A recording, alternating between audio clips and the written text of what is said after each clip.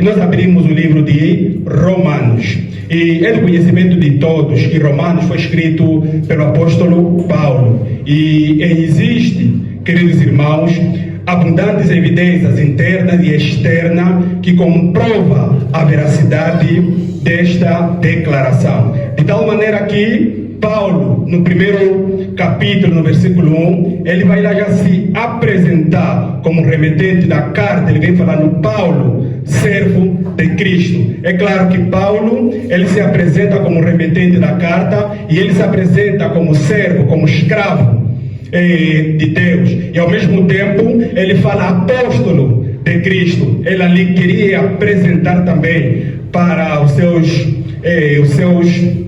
leitores que ele estava revestido de autoridade apostólica.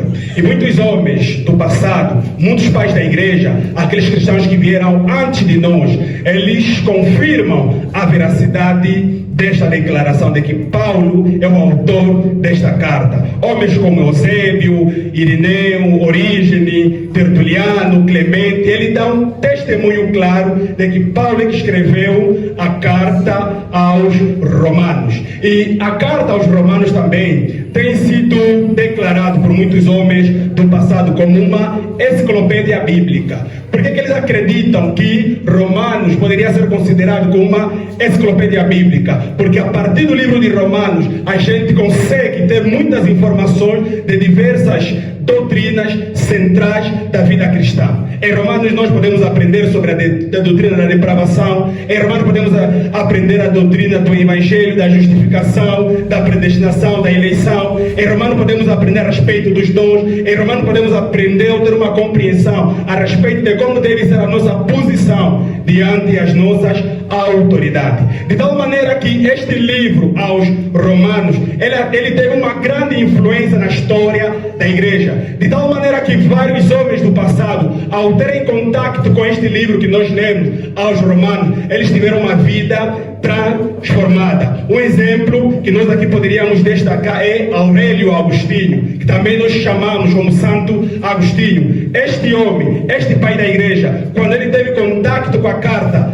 aos Romanos, especificamente em Romanos capítulo 13, versículo 13 e 14, onde Paulo vem lá dizendo: andemos dignamente, como em pleno dia, não em orgias e bebedice, não em imundícias e dissolação, não em contendas e ciúme, mas revestido do Senhor Jesus Cristo, e nada disponhais para a carne no tocante à sua concupiscência. Então, quer dizer, quando este homem teve contato com esta declaração, ele viu, ele sentiu como se Deus abrisse os seus olhos e ele pudesse ver o estado que ele se encontrava, que era um estado de depravação, que era um estado de devassidão. Era um homem que não estava preocupado com as coisas celestiais, era um homem que não queria saber nada do evangelho, mas quando teve contato com este versículo bíblico, Deus transformou a vida deste homem. E nós também aqui poderíamos propriamente falar do monge, agostiniano, o próprio Martinho Lutero. A gente percebe claramente que este era um homem que estava ao serviço. Está tudo bem, ele estava inclinado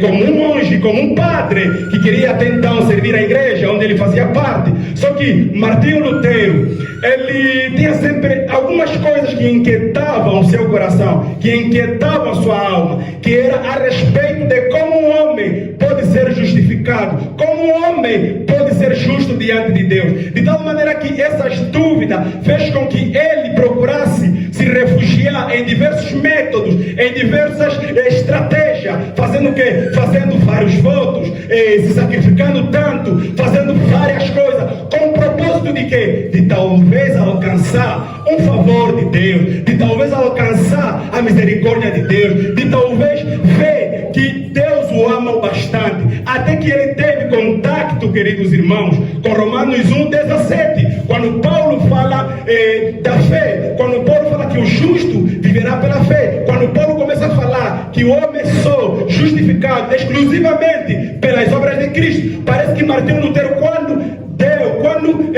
teve contato com estas declarações de que o homem só pode ser salvo, de que o homem só pode ser justificado por meio da pessoa de Cristo, aquilo abriu os olhos dele e aquilo fez com que ele se desprendesse aquilo fez com que ele tirasse seus olhos de tudo aquilo que ele fazia. Para quê? Para olhar para Deus, para olhar para Cristo, que é o Cordeiro de Deus que foi imolado naquele madeiro.